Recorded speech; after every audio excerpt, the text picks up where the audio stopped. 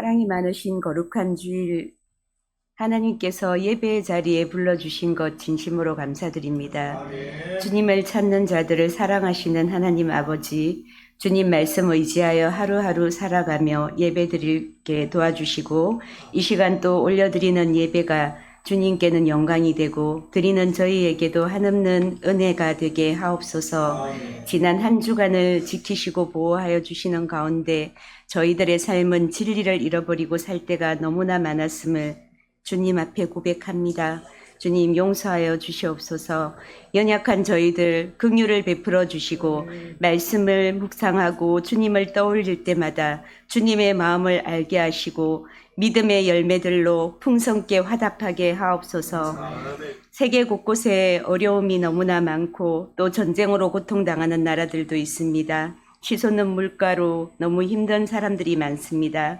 하나님, 이 불안정 가운데 평온한 일상으로 회복되는 역사가 있게 하옵소서. 아멘. 또한 광명창성교회가 주님께서 주신 말씀으로 날마다 생명을 전하는 교회 되게 하옵소서. 아멘. 특별히 성도님들의 가정을 지켜주시길 이 시간 기도합니다. 이 시간 하나님, 질병의 고통 속에 있는 가족들의 건강을 회복하여 주시옵소서. 의인의 기도는 힘이 있다고 하신 하나님, 저희들 함께 모아서 의지해서 병 낫기를 기도하고 간구하며 간절히 기도하게 하옵소서. 아멘. 또한 환경마다 역경을 갖고 있는 자들을 화평의 치유가 있게 기도할 수 있도록 하옵소서. 아멘. 주님께서 사랑하시는 광명창성교회 목사님과 많은 성도님들의 예배를 통해서 주님의 임재를 경험하는 귀한 예배 되게 하옵소서. 아멘. 앞으로 진행되어지는 목사님 설교 말씀과 모든 순서와 진행들을 주님께 맡겨드립니다. 주님께서 능력을 더하여 주시옵시며 또한 어려움을 당하는 많은 세계 곳곳의 선교사님들도 이 시간 함께 임재하셔서 축복하여 주시옵소서. 아멘. 예배의 여러 요소들을 통하여서 섬기고 헌신하는 많은 집사님, 성도님, 권사님, 장로님들이 있습니다. 하나님 축복 위에 축복, 은혜 위에 은혜가 있게 하시고 저들의 삶의 마지막 순간까지 하나님 의지하며 살며 영광 돌리는 삶 될 수 있도록 축복하옵소서. 그러한 광명 창성교회 되게 하옵소서. 감사드리고 살아계신 예수님의 이름으로 기도드렸습니다. 아멘. 이 시간 함께 나눌 말씀은 열왕기상 19장입니다.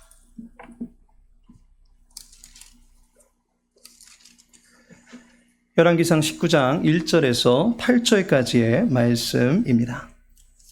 1절에서 8절까지 함께 읽도록 하겠습니다. 아합이 엘리야가 행한 모든 일과 그가 어떻게 모든 선지자를 칼로 죽였는지를 이세벨에게 말하니 이세벨이 사신을 엘리야에게 보내어 이르되 내가 내일 이맘때에는 반드시 네 생명을 저 사람들 중 한 사람의 생명과 같게 하리라. 그렇게 하지 아니하면 신들이 내게 벌 위에 벌을 내림이 마땅하니라 한지라. 그가 이 형편을 보고 일어나 자기의 생명을 위해 도망하여 유다에 속한 부엘세바에 이르러 자기의 사환을 그곳에 머물게 하고 자기 자신은 광야로 들어가 하룻길쯤 가서 한 로뎀나무 아래에 앉아서 자기가 죽기를 원하여 이르되 여호와여 넉넉하오니 지금 내 생명을 거두시옵소서. 나는 낫지 못하니이다 하고 로뎀나무 아래에 누워 자더니 천사가 그를 어루만지며 그에게 이르되 일어나서 먹으라 하는지라. 본즉 머리맡에 숯불에 구운 떡과 한 병 물이 있더라. 이에 먹고 마시고 다시 누웠더니 여호와의 천사가 또 다시 와서 어루만지며 이르되 일어나 먹으라. 네가 갈 길을 다 가지 못할까 하노라 하는지라. 이에 일어나 먹고 마시고 그 음식물의 힘을 의지하여 40주 40야를 가서 하나님의 산 호렙에 이르니라. 아멘. 본문의 말씀 통해서 자리신앙이라는 제목으로 말씀 나누고자 합니다.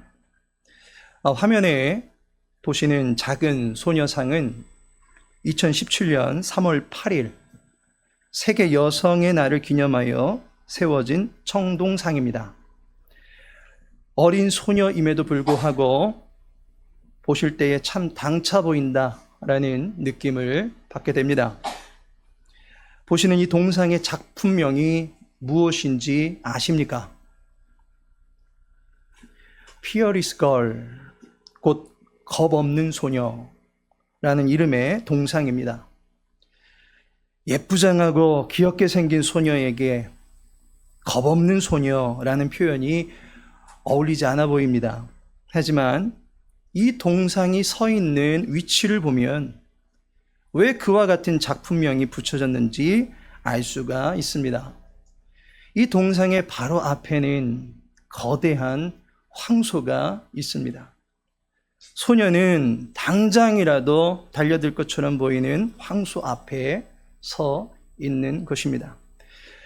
위치를 감안해서 보니 겁없는 소녀라는 이름이 잘 어울려 보입니다. 참고로 저 황소는 차징불, 곧 돌진하는 황소라는 이름이 붙여진 동상입니다. 이 황소상 앞에 앳된 소녀상이 세워지면서 그 소녀 또한 황소 못지않은 에너지가 느껴지는 존재로 대변되면서 여성의 사회적 지위와 그 힘을 강조하고 있는 것입니다. 그런데 이 소녀상이 황소상 제작자와의 마찰로 인해서 이제는 뉴욕의 증권거래소 앞으로 그 자리를 이전하게 되었습니다. 겁없는 소녀상이 한 건물 앞에 서 있는 모습을 보니 그 의미가 많이 퇴색해져 버린 것을 느낄 수가 있습니다. 겁없는 소녀라고 보이기보다는 만몬을 동경하는 모습으로 비춰지기도 합니다. 세상의 야망을 동경하는 듯한 모습으로 보여집니다. 소녀의 당찬 모습이, 큰 건물 앞에 서 있는 그 소녀의 모습이 요즘 아이들이 말하는 건물주만 꿈꾸는 모습으로까지 보여집니다. 이와 같이 어디에 서 있는가라고 하는 것이 인생의 의미를 달리할 수도 있다라고 하는 것을 알게 됩니다. 일주일에 하루를 구별하여 여호와 앞에 서게 되는 이도 있지만 이 하루마저도 세상의 분주함과 쾌락 앞에 반납해버리는 이들도 있습니다. 지금 여러분들은 어디에 서 계십니까? 이달의 마음 돌파한 사무엘하 7장 29절을 우리 다 같이 읽어보도록 하겠습니다. 이제 청하건대 종의 집에 복을 주사 주 앞에 영원히 있게 하옵소서. 주 여호와께서 말씀하셨사오니 주의 종의 집이 영원히 복을 받게 하옵소서 하니라. 아멘. 이 기도문을 보시면 다윗은 주 앞에 영원히 있게 하옵소서라는 기도를 드리고 있습니다. 성도는 여호와 앞에 서 있을 때에 힘을 얻게 된다라는 사실을 믿으시기 바랍니다. 주님 앞에서가 성도의 자리입니다. 칼빈은 코람데오, 곧 하나님 앞에서 라는 기름 부음 받은 자의 위치를 당당하게 선언하였습니다. 우리가 잘 아는 윤동주 시인은 하늘을 우러러 한 점 부끄럼 얻기를 바라는 서시로 하나님 앞에 있고자 하는 동일한 마음을 표현했습니다. 다윗이 간절히 기도한 내용도 바로 그가 있어야 할 자리는 여호와 앞이 되기를 바라고 있는 것을 알 수가 있습니다. 이 간구와 관련해서 오늘 본문을 다시 한번 보기를 바랍니다. 과연 엘리야 선지자는 어디에 있을 때 가장 당당하게 되는가 한번 보시기 바랍니다. 결론적으로 성도된 우리 모두도 칼빈, 윤동주, 다윗이 사모했던 그 동일한 자리에 서게 되기를 소망합니다. 이 시간 엘리야도 마침내 서게 된 자기의 자리가 어디였는가를 함께 살펴보면서 저와 여러분도 그 자리에 함께 나란히 서게 되는 사랑의 공동체가 되기를 축원합니다. 엘리야가 서 있는 곳, 본문을 보시면 엘리야 선지자가 서 있는 곳이 각각 어디 있는지를 볼 수가 있습니다. 그가 서 있는 곳마다 엘리야의 영적 위상이 달라지는 것을 볼 수가 있습니다.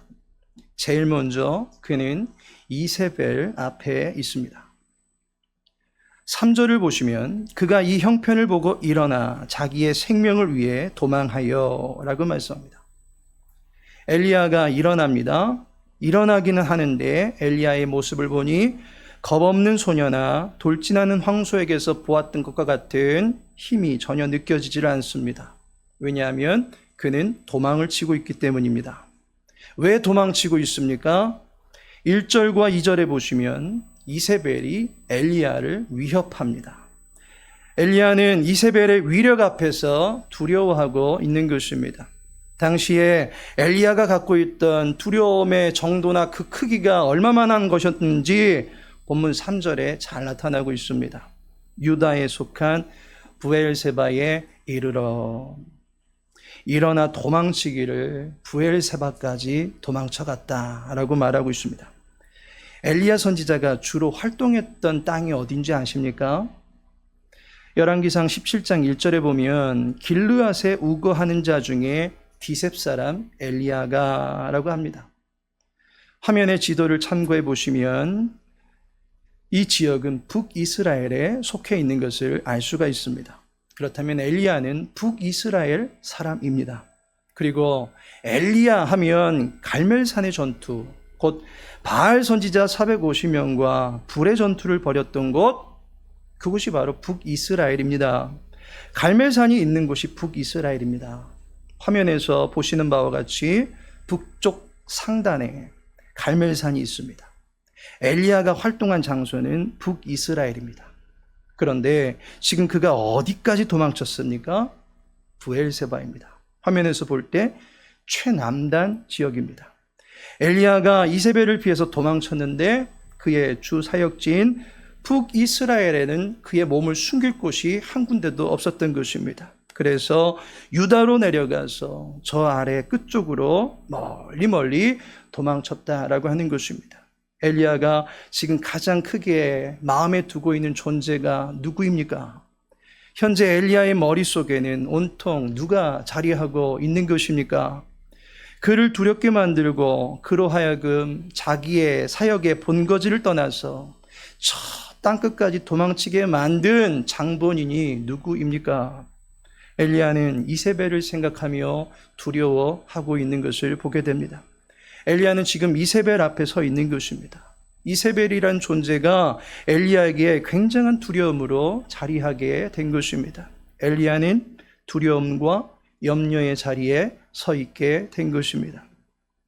우리도 살다 보면 여러 가지 두려움과 염려의 문제들에 사로잡힐 때가 있습니다. 사람으로 인해서 두려워하기도 합니다. 자기 힘으로 해결되지 않는 고질적인 문제가 있어서 염려합니다. 여러 가지 압박과 두려움이 가득한 수많은 환경과 처지와 입장들로 인해서 힘들어할 때가 있습니다. 그로 인하여 두려움, 염려거리들 가득한 그 문제 앞에서 내 자신을 보니 한없이 작아져 있는 것을 볼 수밖에 없습니다. 엘리야는 바알의 선지자들 앞에서 기계를 잃지 않았던 선지자입니다. 아합이라고 하는 한 나라의 권력자 앞에서도 그의 당찬 기품을 잃지 않았습니다. 그런데 지금 그는 자신을 죽이겠다라고 하는 이세벨의 살해 위협 앞에서 맥을 못 추고 나약해져 버린 상태인 것을 보게 됩니다. 우리는 급박한 위기에 닥치게 되면 걸음아 나 살려라 하고 내빼기 바쁩니다. 이것이 문제 앞에 서 있는 인간들의 본 모습입니다. 당장 누가 아프다라고만 해도 허둥댈 수밖에 없고 떨리는 가슴을 주체할 길 없어서 입술만 바짝 마르게 되는 것을 보게 됩니다. 성도가 문제 앞에 서게 될 때 이세벨 앞에서 꽁무니를 빼고 있는 엘리야와 같이 한없이 작아져 있는 자신을 볼 수밖에 없다라고 하는 것입니다. 초라한 아무 힘도 도움도 되지 아니하는 자신의 모습을 볼 수밖에 없는 것입니다. 다음으로 엘리야는 로뎀나무 아래에 있습니다.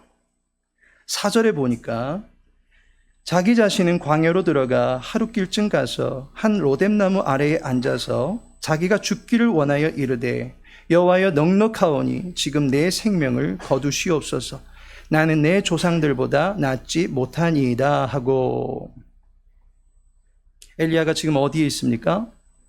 로뎀나무 아래에 있습니다. 먼 길을 도망쳐 와서는 너무나도 힘들어서 그 나무 그늘 아래서 쉬는가 보다라고 생각될 수 있습니다. 하지만 엘리야의 본심은 그게 아닙니다. 그의 심적 상태는 매우 심각한 상태로까지 다운되어 있는 것을 보게 됩니다. 그곳에서 그는 죽기를 원했다라는 것입니다. 엘리야는 모든 것을 포기하고 싶어 했다라는 것입니다. 그의 사명 내려놓고 싶어 했습니다. 또한 이제 그만 살고 싶어 했습니다. 모든 의욕이 사라진, 너무나도 무력해진 엘리야의 모습을 볼 수가 있습니다. 로뎀나무 아래는 모든 것을 포기하게 되는 자리입니다. 나무 그늘 시커먼 자리에서 열기를 식히다 못해서 이제 몸과 영혼이 싸늘하게 식어버린 상태가 되어가고 있는 것입니다. 애시당초 엘리야가 부엘세바까지 도망쳤던 것을 보면 죽고 싶어서 도망친 것은 아닐 것입니다. 3절에 보시면 자기의 생명을 위해 도망하여 라고 합니다. 엘리야는 처음에는 자기의 목숨을 보전하기 위해서 도망쳐 나왔던 것입니다. 어떻게든 꿋꿋이 버텨볼 심산이었다라고 하는 것입니다. 그런데 남유다 저 아래까지 도망쳐 가면서 그가 보게 된 것이 무엇이었습니까?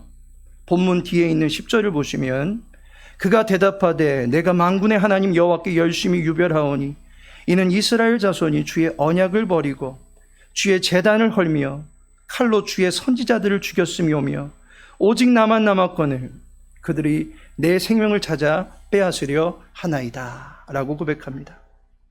엘리야가 북이스라엘에서부터 남유다까지 도망쳐 내려오면서 보게 된 것은 이 땅에는 나밖에 없구나 라고 하는 것을 보게 된 것입니다. 남유다의 왕이 이세벨의 가문과 아합의 가문과 사돈지간입니다. 그러니 남유다에 와도 엘리야로서는 별수가 없었던 것입니다. 북이스라엘뿐만 아니라 남유다도 영적인 희망이 없어 보였던 것입니다. 그러한 상황에서 엘리야가 어떻게 하겠습니까? 모든 것을 다 내려놓고 싶은 마음이 가득했다라고 하는 것입니다. 혼자서 아등바등 된들 무엇하랴? 어디를 가도 희망이라고 하는 것이 보이지 않고 누구를 만나도 위로받을 길 없고 모두 다 적들 투성이고 유다의 산당에는 다들 제각각 신앙심을 드러내고 있고 자기들 멋대로의 신앙 전통이다라고 하며 고집하며 떳떳하게 살고 있는 모습만을 보게 됩니다. 엘리야가 이런 상황에서 온 나라가 썩었구나 라고 할 때 자기 혼자서 이 모든 것을 감당할 여력이 더 이상 없다라고 여겼던 것입니다. 그러니 엘리야가 로뎀나무 아래서 무엇합니까? 4절을 다시 한번 보시면 자기 자신은 광야로 들어가 하룻길쯤 가서 한 로뎀나무 아래에 앉아서 자기가 죽기를 원하여 이르되 여호와여 넉넉하오니 지금 내 생명을 거두시옵소서 나는 내 조상들보다 낫지 못하니이다 하고 로뎀나무 앞에서 엘리야는 모든 것을 다 포기하고 싶어하는 그러한 지경이 되었다라고 하는 것을 볼 수가 있습니다. 우리도 이와 같은 때를 보내는 경우들이 있지 않습니까? 고난의 때에 마지막까지 지켜야 하는 자리가 신앙의 자리다 라고 하는 사실은 알고는 있습니다. 그러나 정말 마지막에 우리가 서게 되는 자리가 신앙의 자리가 맞습니까? 마지막이라고 여겨지면 오직 믿음으로가 아니라 죽는 것이 차라리 낫겠다 싶어 한다는 것입니다. 모든 것을 포기하고 절망을 숭배하게 된다는 것입니다.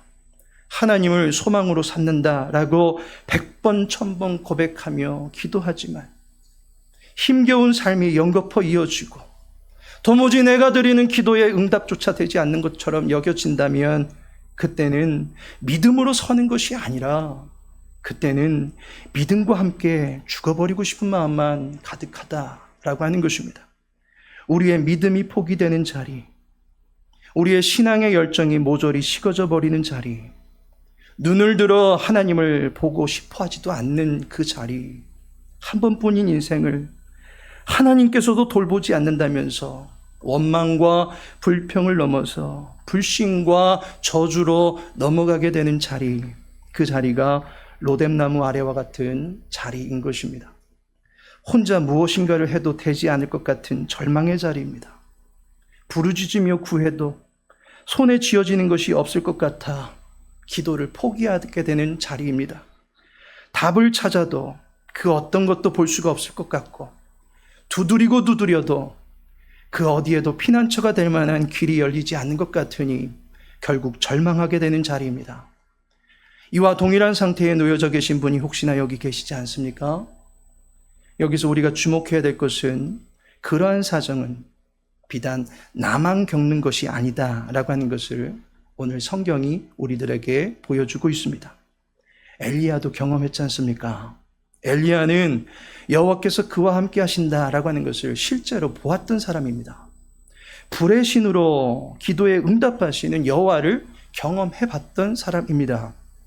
통쾌한 승리를 거머쥐면서 여호와가 참 하나님이시다라고 온 이스라엘 앞에 당당하게 나타냈던 사람입니다. 그럼에도 불구하고 어느 한순간 믿음이고 신앙이고 교회고 예수고 다 필요 없다 하게 되는 순간이 찾아올 수 있다라는 것입니다. 여호와를 기억하며 내 자신을 향해서 내가 이러면 안 되지, 하나님께서 계신데 내가 이렇게 무너져 있으면 안 되지, 하나님께서 붙들어 주시는데 소망을 가져야지 라고 중얼거리고는 있지만 내 솔직한 심정은 피곤하고 힘들다라고 하는 순간이 있다라는 것입니다. 이것이 엘리야가 결국에는 서 있을 수밖에 없는 절박한 한계 상황이었다라고 하는 것을 본문이 우리들에게 보여주고 있습니다. 그러나 엘리야는 두려움의 자리도 아닌 절망의 자리도 아닌 마침내는 여호와의 산이라고 하는 호렙산에서 여호와 앞에 서게 되는 것을 보게 됩니다. 인간은 자기가 생각할 때에 인생 절벽이다라고 생각하고 이제는 끝이 났으면 좋겠다라고 하는 그때라도 여호와 하나님께서는 그 자리 외에 또 다른 자리가 있다라고 하는 것을 우리에게 보여주실 수 있다라고 하는 사실을 믿으시기 바랍니다. 또 다른 날이 있다라고 하는 것을 보여주시는 것입니다. 본문 8절을 보시면 이에 일어나 먹고 마시고 그 음식물의 힘을 의지하여 40주 40야를 가서 하나님의 산 호렙에 이르니라.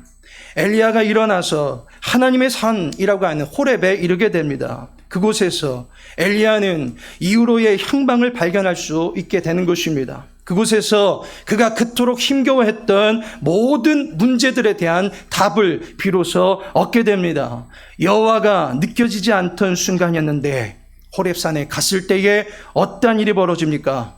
크고 강한 바람이 산을 가르고 바위를 부수나 바람 가운데 여호와께서 계시지 아니하며 바람 후에 지진이 있으나 지진 가운데도 여호와께서 계시지 아니하며 또 지진 후에 불이 있으나 불 가운데도 여호와께서 계시지 아니하더니 불 후에 세미한 소리가 있는지라.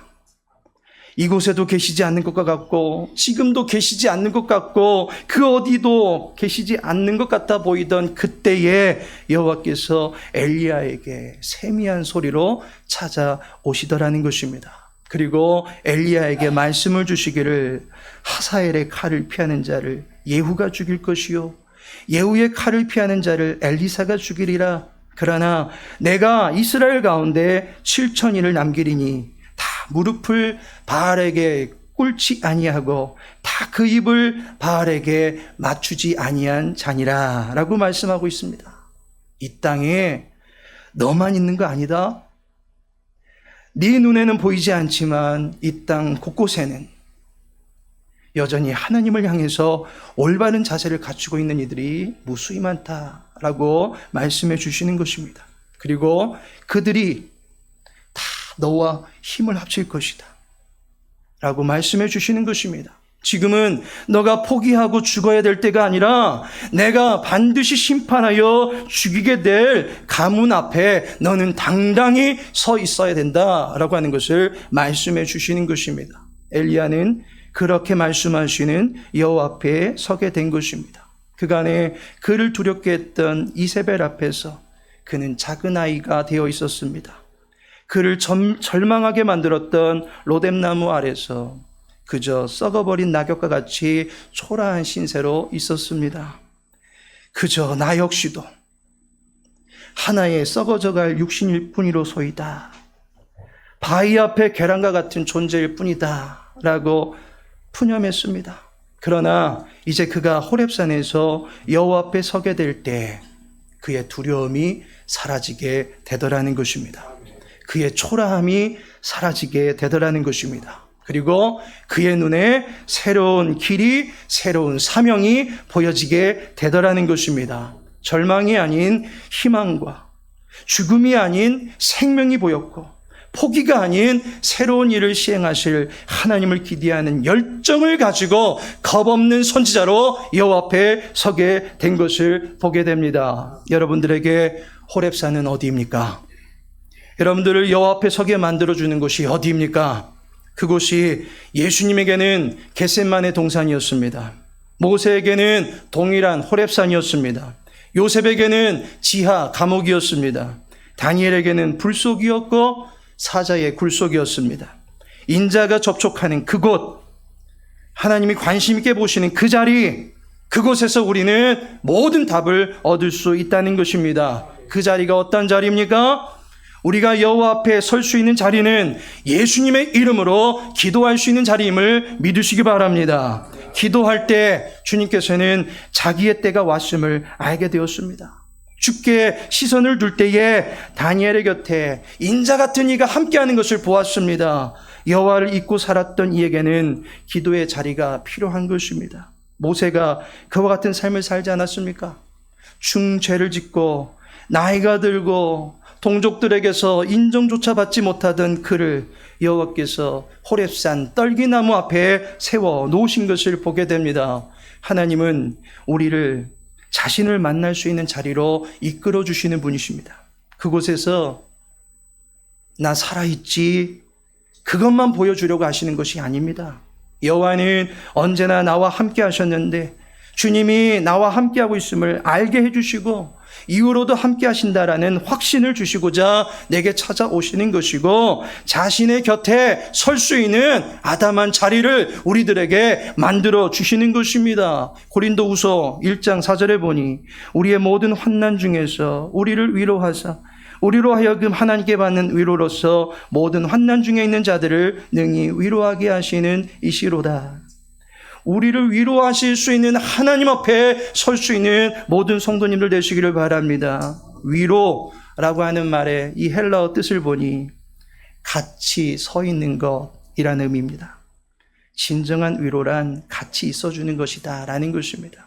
예수님이 임마누엘이 되시어서 우리와 함께 하시는 진정한 삶의 위로자가 되십니다. 환난 중에 주님이 함께 하신다라는 이 사실을 믿고 여호와 앞에 여호와 곁에 여호와와 함께 서시는 주님의 백성들 되시기를 축원합니다. 여호와께서 함께 하시는 모든 가정들 되시기를 예수님의 이름으로 축복하며 기도합니다. 지금은 성자 예수 그리스도의 은혜와 성부 하나님의 크신 사랑과 성령 하나님의 내주교통 인도 위로하심이 여호와 앞에서 풍성한 은혜에 힘입어 살아가길 원하는 주의 백성들과 저들의 가정 위에 주의 교회와 이 땅에 세우신 모든 교회들과 온 나라와 열방 위에 이제로부터 영원토록 함께 있을지어다. 아멘.